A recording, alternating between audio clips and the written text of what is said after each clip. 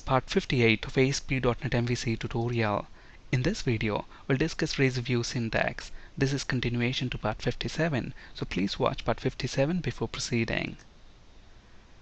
To comment something in Razor Views, we use this syntax. So @ symbol and asterisk indicates the beginning of a comment, and then you can have as many lines as you want in your comment. It can be a single line comment or a multi-line comment. And then to end a comment, we use asterisk and @ symbol. Let's look at that in action. So this is my comment.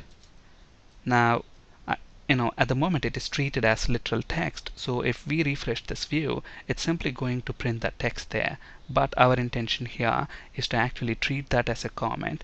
So to indicate the beginning of a comment, we use @ symbol and asterisk, and then end of the comment, asterisk and @ symbol. Okay, so we can also use this icon right here to comment and uncomment. So I select the lines that I want to comment or uncomment, and then I can click on this icon to uncomment, and then click on this icon to comment it. Or we can use this keyboard shortcuts, Control K, Control C to comment, Control K, Control U to uncomment. So now since this is commented, if we save it and if we refresh our view, nothing will be printed there. Alright. Now, there may be scenarios where we want to transition between C# expressions and literal text, and in those cases we don't have to do anything special. Razor Views are smart enough to transition between C# expressions and literal text without we having to do anything. Let's understand that with an example. Now here you can see that we have three variables of type integer, obviously day, month and year, which are holding the respective day and month and year numbers. Now let's say using these variables I want to print the date in this format. So we want this literal text, date is, and then we want to spit out the values that are present in these variables, day, month and year. And in between day, month and year, we want that literal text again, that dash there, date and month separators. Okay, so to achieve that, notice what we are doing. So here first of all we have some literal text, date is, and then we want the value out of this variable, so we are using the C# expression @day, and then again we want that literal text. So look at that, we are not doing anything special there. Okay, we're just putting that dash there, and then again to retrieve the value out of month variable, we are simply saying @month, and then our literal text, which is dash, and then @year, and then we'll get the output that we expect. So let's quickly look at that in action. So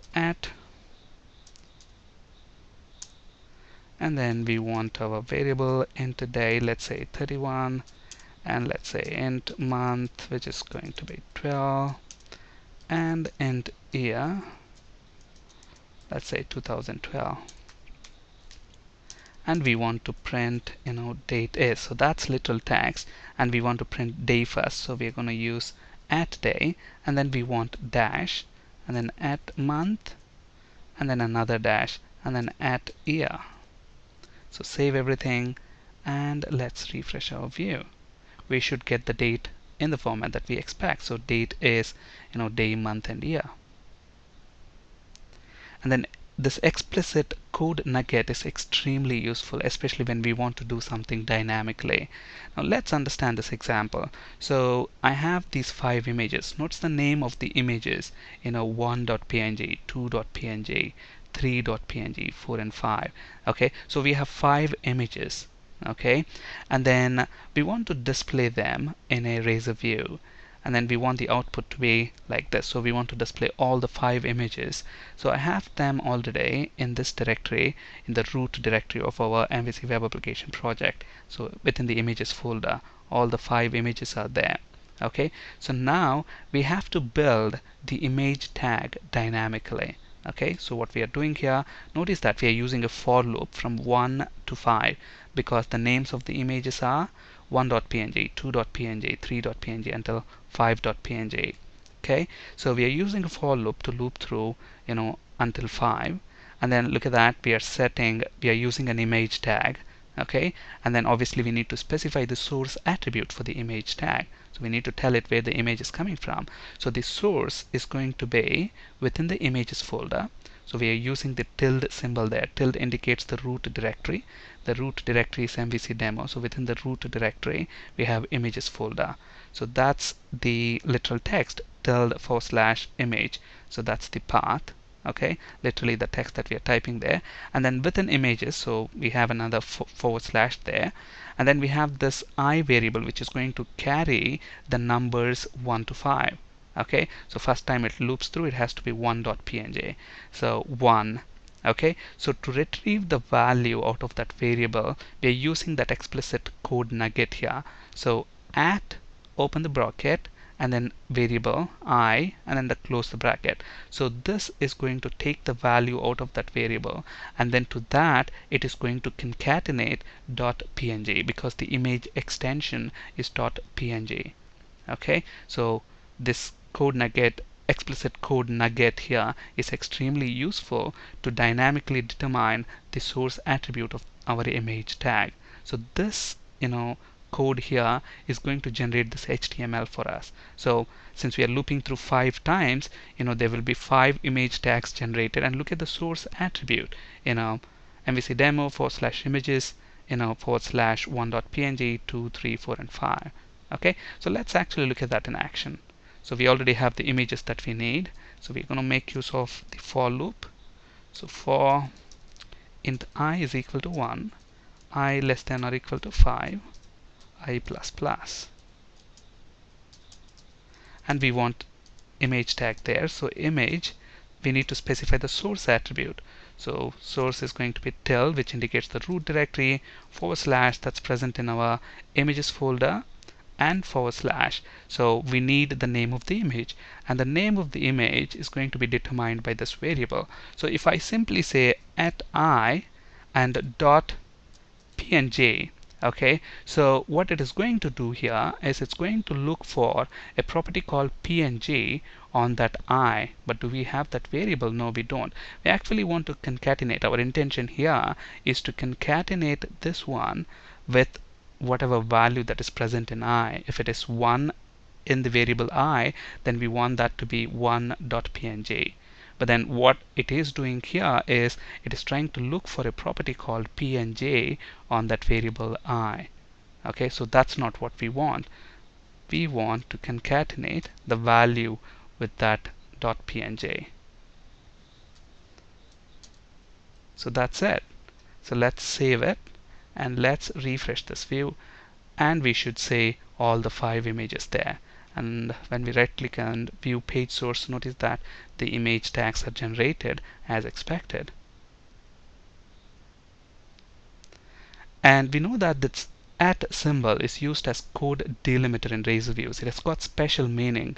Okay, but however, Razor is smart enough to recognize the format of internet email address and not to treat that @ symbol in that email address as a code delimiter.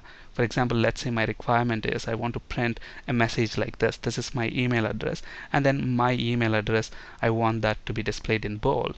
Okay, now notice that obviously it's, an email address should have an @ symbol in it.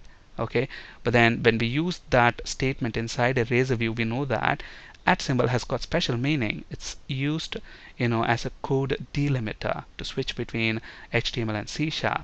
But then if we use that as part of an internet email address, Razor view is smart enough to not treat that as a code delimiter, but to treat that as simply a printable character. Okay, let's actually look at that in action. So when I say this is my email address, and then let's put an HTML break, and then when I say kudvenkat@gmail.com, look at that, I don't get any errors. So I simply save it, and then I refresh this view, and it displays that email address there. So Razor view is pretty smart there to identify that it's an email address and not to treat that symbol as code delimiter anymore. But then there are certain scenarios where Razor view is not smart enough to treat that as a printable character when we want to treat it as a printable character. For example, let's say I want to print a statement like this: I will meet you at office. Okay, so how do we do that? We simply write it like this: I will meet you at office. Okay, but then at this point here, Razor View is going to treat that as a code delimiter, and then when we navigate to the view, we get an exception. There will be a compilation error. Okay, so our intention here is to actually treat that as a printable character, meaning we want to escape that and then print that symbol there. So what is the escape sequence character for the @ symbol? Another @ symbol. So you simply precede that with another @ symbol, and then it will be treated as a regular printable character and not as a code delimiter character. So save it, refresh your view, and we get the output that we expect. There we go. I'll meet you at office. Alright. On this slide, you can find resources for ASP.NET C# and SQL Server interview questions. That's it for today. Thank you for listening. Have a great day.